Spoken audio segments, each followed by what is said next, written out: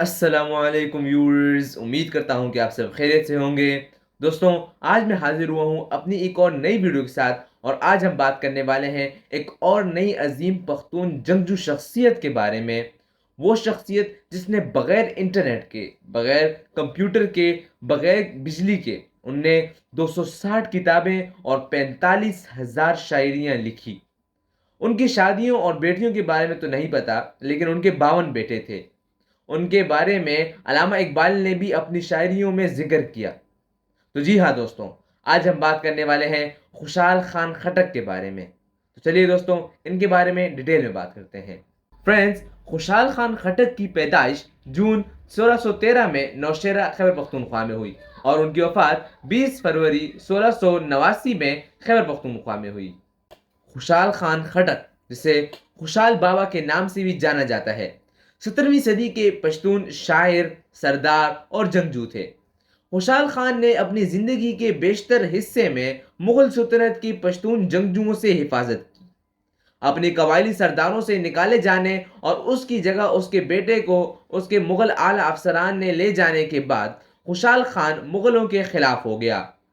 اس کے بعد خوشحال خان نے تمام پشتونوں کے اتحاد کی تبلیغ کی اور مغل سلطنت کے خلاف بغاوت کی حوصلہ افزائی کی، اور اپنی شاعری کے ذریعے اپنی زندگی کے آخری سالوں میں پشتون قوم پرستی کو فروغ دیا۔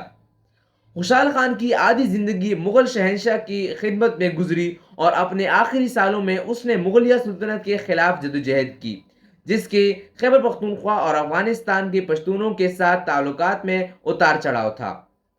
چیف کے طور پر اپنی پوزیشن بحال کرنے کے لیے خوشحال خان نے مغل بادشاہ اورنگزیب کے اختیارات کو چیلنج کیا اور کئی مصروفیات میں مغل فوجوں کو شکست دی۔ وہ بچپن سے ہی ذہین اور دلیر انسان تھے۔ جنگ میں ان کی شمولیت اس وقت ہوئی جب وہ صرف 13 سال کے تھے۔ اس حقیقت کے علاوہ کہ وہ ایک عالم، مفکر، فلسفی اور بلند پایہ شاعر تھے، وہ بیک وقت اپنے قبیلے کے شہزادے اور رہنما تھے۔ ان کے آباء و اجداد 16ویں صدی کے مغل سلطنت کے افسر تھے۔